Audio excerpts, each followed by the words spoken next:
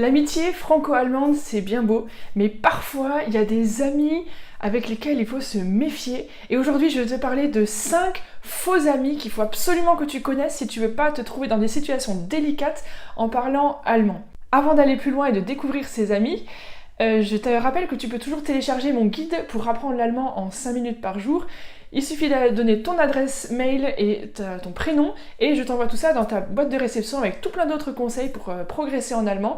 Donc voilà, clique sur les liens qui sont présents dans la description de cette vidéo et tu pourras télécharger mon guide gratuit.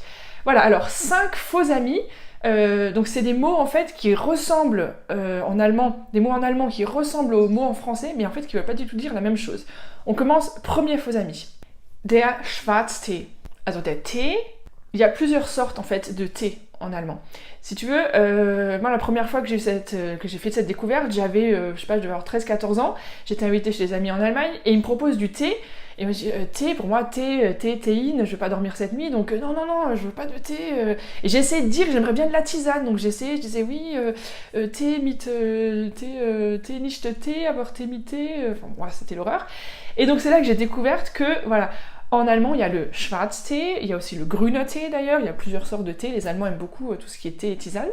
Et en fait, le mot thé, ils l'utilisent pour parler de la boisson et de la théine, donc par exemple le Schwarztee, ça c'est du thé noir, le Grüner Tee, c'est le thé vert, voilà, ça c'est vraiment facile. Par contre, ils vont l'utiliser aussi pour parler de Kräutertee. Kräutertee, c'est du thé, mais sans théine, qui est fait à partir d'herbes. Donc en fait, c'est de la tisane, quoi. Donc Kräutertee, si on te propose du Kräutertee, c'est de la tisane. Faut pas t'inquiéter, tu n'auras pas de théine, tu pourras dormir, pas de souci. Voilà, c'est de la tisane, Kräutertee. Et d'ailleurs, ils ont plein de sortes de thé aussi. Il y a le Rooibos-thé aussi qui est super bon. C'est un thé d'Afrique du Sud. Si tu connais pas, je t'invite à le découvrir. On en trouve aussi en France. Voilà, donc c'est vraiment super sympa. Mais il faut savoir que voilà, quand on parle de thé en allemand, c'est pas forcément toujours avec la théine. Et d'ailleurs, ça nous amène à notre deuxième faux ami en allemand. Puisque peut-être que justement pour demander de la tisane, tu vas essayer de dire ich möchte eine Infusion, infusion, allez on tente le coup. Eh ben non, parce que si tu demandes une infusion, ils vont paniquer, ils vont se dire qu'est-ce qu'il a, il est malade, ça va pas bien, on va appeler l'ambulance, parce que oui, une infusion en fait c'est une perfusion. Infusion, c'est une perfusion, donc ils vont aller chercher l'infirmière pour te faire une perf. Si tu demandes une infusion, donc vraiment, voilà, il y a des choses qu'on peut tester, hein, par exemple téléphonieren, ouais ça marche. Ça passe. Il y a pas mal de mots comme ça qui ressemblent, mais attention, ne demande pas une infusion parce que on va te mettre une perf. Voilà, perfusion. Hein, donc voilà, un faux ami vraiment à bien connaître pour pas te retrouver à l'hôpital avec une perf alors qu'en fait tu voulais juste de la tisane. Troisième faux ami, der Dirigent. Dirigent, dirigeant. Ouais, on se dit c'est le chef d'une entreprise, ich bin der Dirigent. Non, eh ben non. Der Dirigent, c'est le chef d'orchestre. D'accord ? Le chef d'orchestre, der Dirigent. Par contre, si tu veux parler de celui qui dirige une entreprise, là, ça va être der Leiter ou bien der Geschäftsführer. Das Geschäft, c'est l'entreprise. Führer, der Führer, bon, tu connais, hein, voilà, malheureusement. Mais der Geschäftsführer, c'est celui qui dirige l'entreprise, qui donne la direction, die Führung. C'est pas vraiment la traduction de direction, mais voilà, c'est l'idée de, voilà, il dirige, il donne l'impulsion. Der Geschäftsführer, c'est le chef d'entreprise, donc on peut aussi dire, et ne pas confondre avec der Dirigent, qui est le chef d'orchestre. D'ailleurs, tu as entendu, je t'ai parlé der Leiter, c'est aussi, on peut simplement dire der Leiter pour celui qui dirige une entreprise ou qui dirige un groupe de personnes. Attention à ne pas confondre avec die Leiter. Die Leiter, ce n'est pas le féminin de der Leiter, puisque si par exemple on parle d'une directrice d'école, ça va être die Leiterin, die Grundschulleiterin, ou bien die Leitung, ça c'est la direction.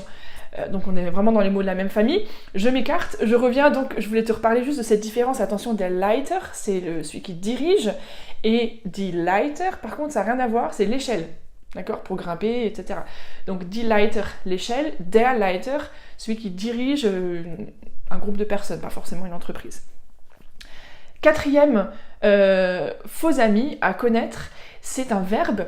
Et tu aurais tendance, quand tu veux parler avec des amis et dire ja, wir haben zusammen diskutiert, das war ganz nett, on a discuté ensemble, hein, voilà, c'était sympa, on a passé une bonne soirée, das war ein schöner Abend, wir haben zusammen diskutiert. Et là, on va te regarder bizarrement. Ah bon, ein schöner Abend, ihr habt diskutiert. Attention, en allemand, diskutieren, qui ressemble vraiment au verbe discuter en français, ne veut pas dire la même chose. Diskutieren, c'est vraiment argumenter. C'est presque un peu, argumenter vivement. Donc c'est discuter plutôt de manière vive, on n'est pas d'accord, voilà, moi je pense ci, moi je pense ça, etc. Donc c'est pas juste, ouais, on a passé une soirée sympa, on a discuté.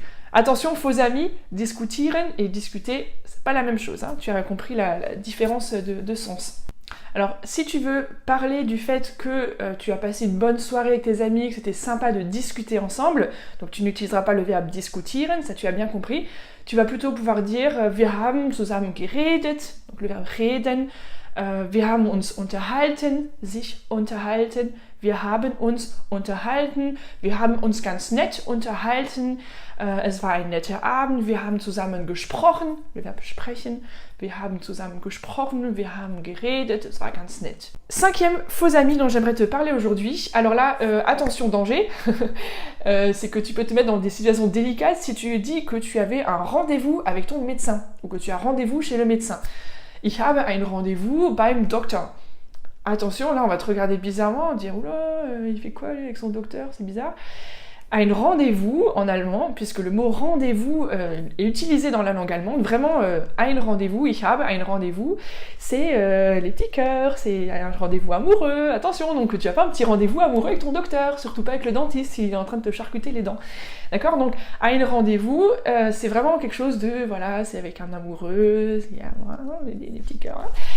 Alors que si tu vas chez le médecin, c'est un peu moins romantique généralement, donc c'est plutôt ich habe ein Termin. Der Termin, ich habe einen Termin beim Doktor, ich habe einen Termin beim Zahnarzt, donc ça c'est le médecin des dents, donc c'est facile l'allemand, der Zahnarzt, là c'est le médecin des dents, le dentiste.